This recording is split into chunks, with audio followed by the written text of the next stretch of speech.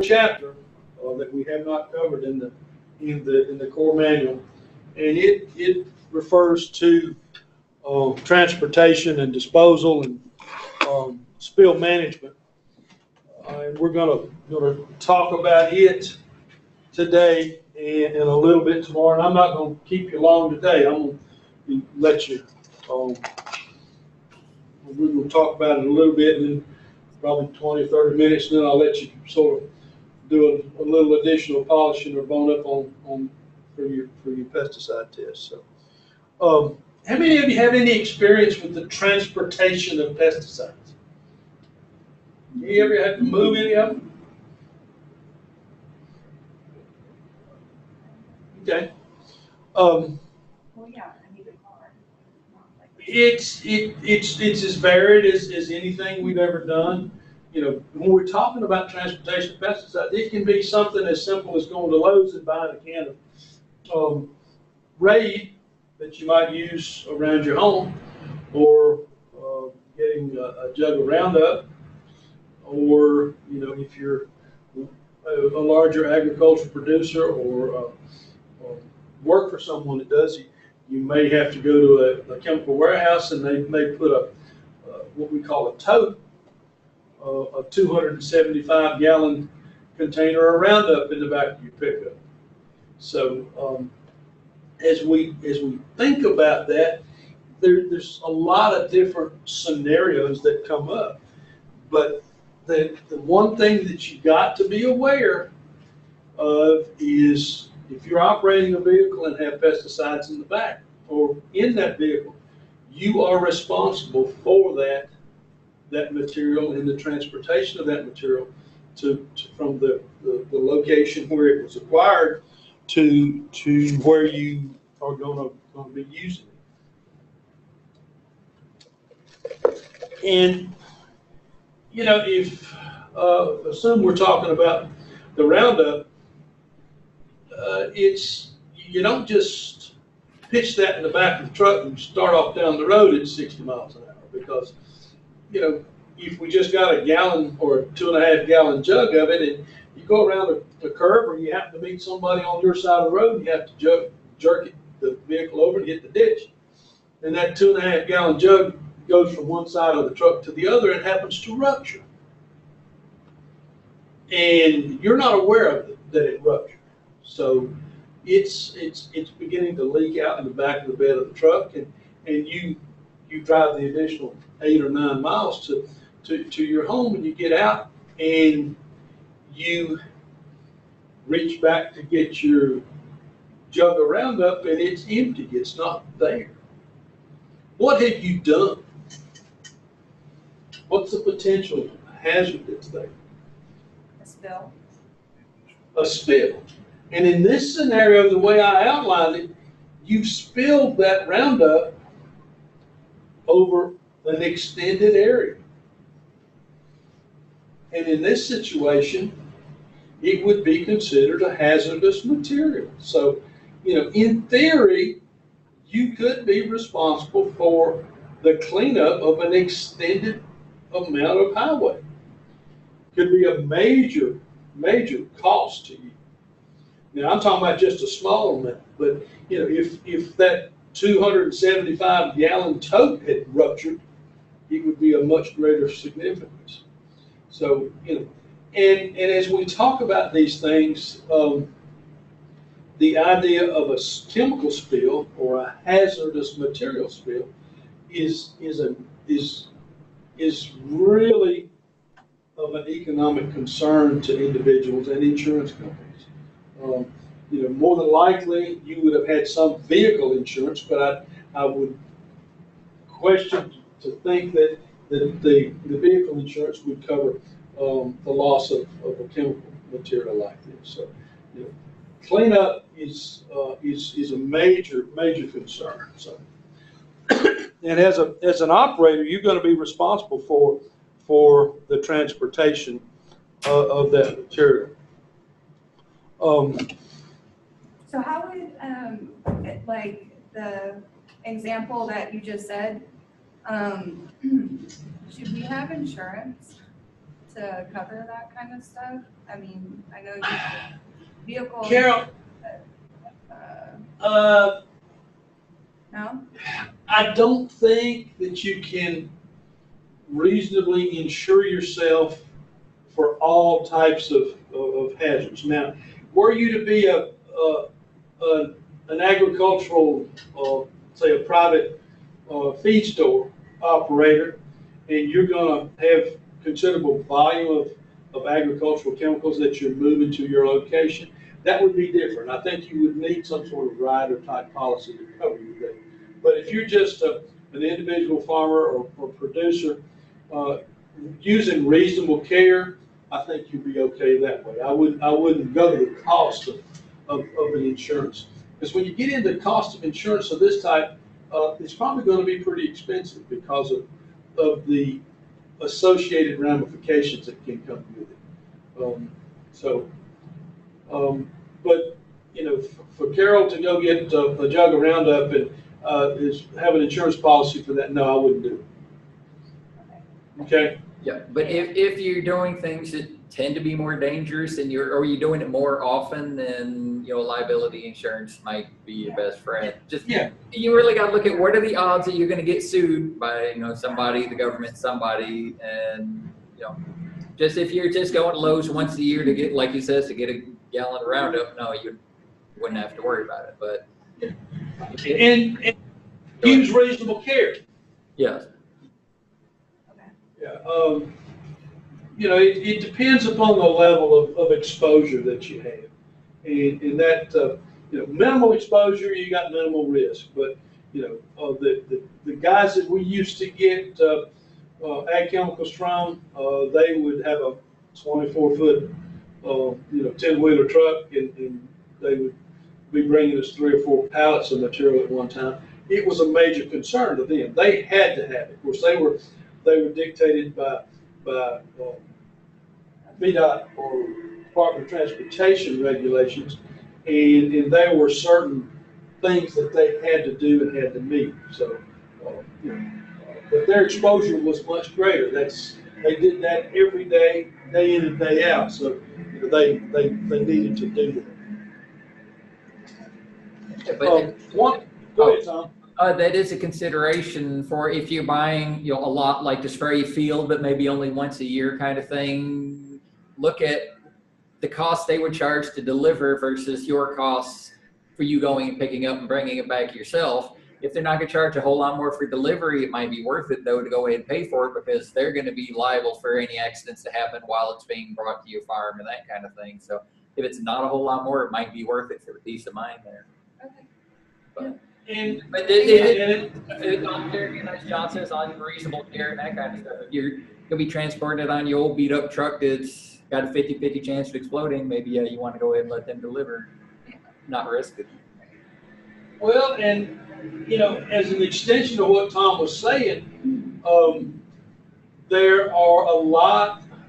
Southern States, for example, here in Collinsville, used to be kind of a sleepy little organization that didn't do much other than retail dog food and chicken feed. But now they have gone into the custom applications of these materials, and they've got 2 or 3 different applicator trucks.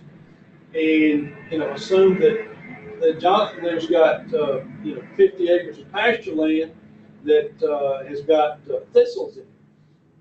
And the cattle don't eat the grass around the thistles. So, rather than him buying the material or the equipment to do it, and then the material, it's probably economically advantageous for him to contact Southern States or a custom applicator and let them put on the required chemical at the required rate, and they'll do a much better job than someone just doing it on an occasional basis. I see this Southern States spreader truck out nearly every day. That's coming from it's down the road from a market in Collinsville, and they're putting out fertilizer and doing weed control and that type of applications every day. So that's a sometimes better than a do-it-yourself type operation, so. Okay. Okay. Tyler, we're working on chapter 11. We're going to talk about part of it today and probably finish it up next week on Wednesday, and then we'll spend a little bit of time next week talking about the final exam. But we're about to get this animal whipped. Okay. One of the key things that we talk about the transportation of chemicals and so forth. We were talking about, putting a jug of Roundup in the back of the pickup truck and starting home with it. Would it be wise to put that jug of Roundup in the corner of the bed of the pickup and secure it with your chicken feed and your dog feed? Kind of wedge it in there where it wouldn't scoop? Would that be an advisable process? No. Tyler says no. Why? Because if something were to happen to that, the chance it could leak out into the food is there, and well, it's just a hazard that's not worth taking. Yeah, exactly. And that's one of the statements. It talks about loading. It says, do not ship with food, feeds, drugs, or clothing. If you had your clothes that you'd been to Belk and got, you thought that bag would cushion that you had your new jeans and your new shirt in there. You don't want to do that. So, that's what it talks about. It says never to transport a damaged or leaking container. Before you got here, we were talking about, putting a jug of a pesticide in the back of a pickup and going 10 miles down the road. Somebody caused you to run out of the road, and the jug, goes over to the other side of the truck, and then it begins to leak. You've created a spill for the entire duration of your trip, which would have to be handled with a hazmat boot. It says, in the case of a transportation emergency involving a spill, fire, or exposure, call the state allotted number within 24 hours. You'd think it would be a lot shorter than that. You would, but that's the regulation. If you've done it, you're going to call almost immediately. But there's some reason involved. Assume that it might have been a situation where someone might have gotten hurt or there was damage to the vehicle and something. That's got to be done first. But then you deal with the hazard. So it's still allow in case the emergency happens that requires that. That's part of it, yeah. Okay. That makes sense.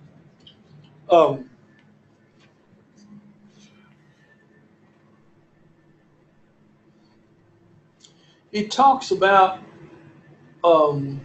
establishing a on-farm site for the storage of your pesticides.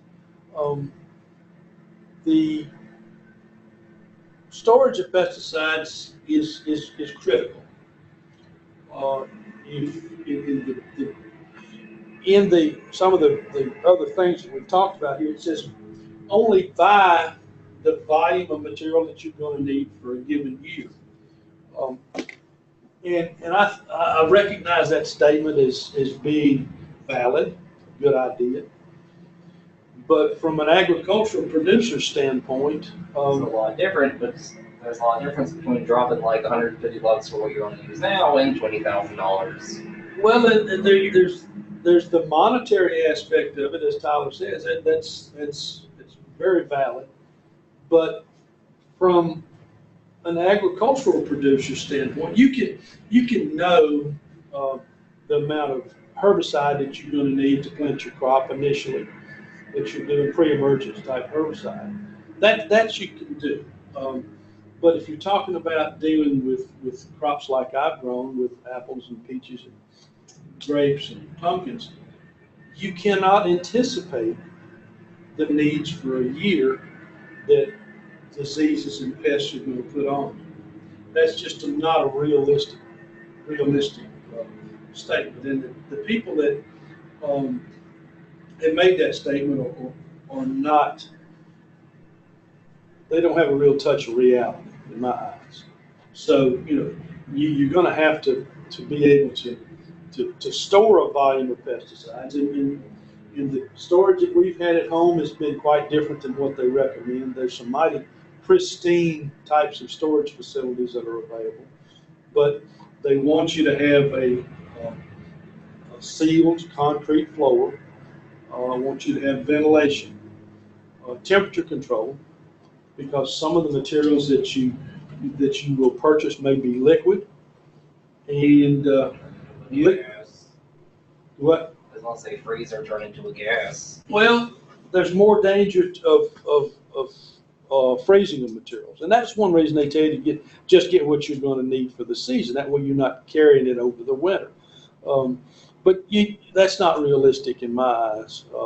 You're going to have some surplus material, and you're going to need to have a spot to store it over the winter to prevent freezing. If some of these materials freeze, they lose their effectiveness, and from a practical standpoint, you can't afford to buy $150 a gallon material and have that freeze and then lose its effectiveness. So it tells you also that you need to have a well-designed site, protects people and animals from accidental exposure. You want to protect the environment from an accidental contamination, like what we were talking about. So dumb, but in practical terms, does this just translate to sticking it in a sealed water? What's your question? All of this for how it should be designed and contained and stored, does it practically just translate over to sticking it in water and locking it? You could if you had small quantities, but quite often you're going to have quantities size of a pallet, or it's a locker. You don't have an opportunity to store much of a volume of material, but quite often the descriptions of an ideal situation would be a 12 by 14 foot building, a metal frame building that has heat and ventilation. It's well lit, insulated. That's the ideal situation. But most farm operations don't have that ideal situation. The situation I've got at home, I've got an old shed, old wooden building that I store the powdered materials that we have in it. And then I've got a basement of an old house that we use to put the liquid materials in to prevent them from freezing. Generally, that's about a 45 to 50 degree is as low as it'll go in that basement, even in the dead of winter. So it prevents those materials from freezing. Also, regarding the powder materials, this is something I was able to find out by Googling it or anything. Can they hurt you or affect you if they aren't wet? Like the powder just say got on your wrist or hand or something? Depends upon the powder. It depends on the material, Tyler. Generally, fungicides are not going to bother you much as long as you're not breathing in the dust or the fumes in that way. But some of the insecticides are going to, in powdered form, are going to be Skin irritation. They'll be more than skin irritation because that is the concentrated type of material. And if you get that on your hands, there may be some exposure there and potential absorption get into your bloodstream. That's why you're wearing gloves, things of that type. So it's, you don't want to deal with the powdered materials on you in a dermal type situation. All right. Like I said, the fungicide's not normally a problem. It could present some irritation, particularly sulfur. Sulfur is a widely used material, cheap material, highly effective fungicide, particularly on cucurbits and grapes and peaches and apples. Good material, but it's an irritant. Yeah, I learned that firsthand in chemistry. Yeah, it'll irritate the hell out of you. I mean, and if you don't, sometimes you don't think you're getting any on you. I've weighed out sulfur to spray grapes and apples with. Done it most of a day and think, well, I didn't get any of that on me. I had, and I'll go home and take a shower. Just normal hygiene, and wash my hair, what limited hair I got left, and there will be, you, you can't imagine how much sulfur will affix itself to your eyelids, and you don't know it's there. Pure agony. When you wash your face, and that sulfur on your eyelids contacts the water. What's the chemical? If you've had chemistry, what's water, H2O, and sulfur? What does it make? If I remember correctly, acid. Sulfuric acid. And sulfuric acid in your eyes burns like hell for a long time. That's an inert. It's an organic material. You know, the organic producers will use sulfur as well as copper, but it's in that situation, just the dust particles that you're not aware of will get on your eyelids, and it'll create an awareness that you can't deal with. Visine doesn't fix it. I've tried.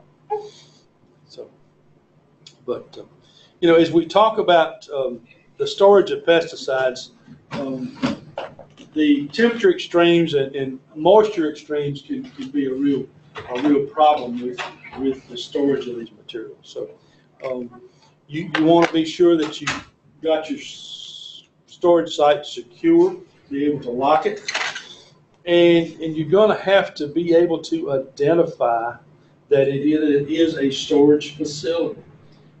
There are placards and signs that you need to put on it, and you know, that not only is an informational thing for visitors to your farm or visitors to where you store the material, but it is a law. It's a regulation that, and I can't quote you the exact regulation, but assume that heaven forbid you have a fire to occur on your farm, and you call or contact the fire department or your emergency services folks, and they come rushing in with a fire truck and water and so forth in an attempt to put this fire out, and they're putting water on a fire where your pesticides stored. It can create a situation that may take forever to get over, because the water and the fire in conjunction with that can create an extremely hazardous situation. So you want to identify any storage facilities or storage areas that they contain pesticides, so that the folks that might come to your aid can adequately do that and not be adversely affected by that those chemicals, or do something that would make it a greater hazard.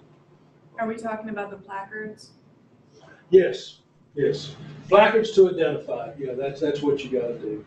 And there is a federal regulation that if you store much or any volume of different quantities of pesticides, that you have to report that to your county government, to the folks that emergency management folks.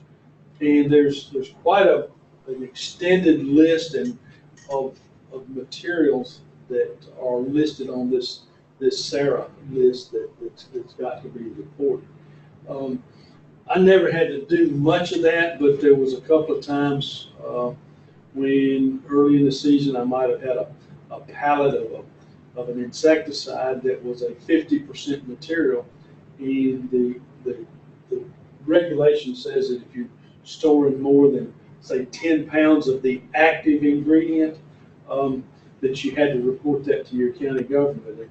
10 pounds of active, is one thing, but if it's a 50% material and 10 pounds of active, that means you've only got to have 20 pounds of that on site before you have to report it.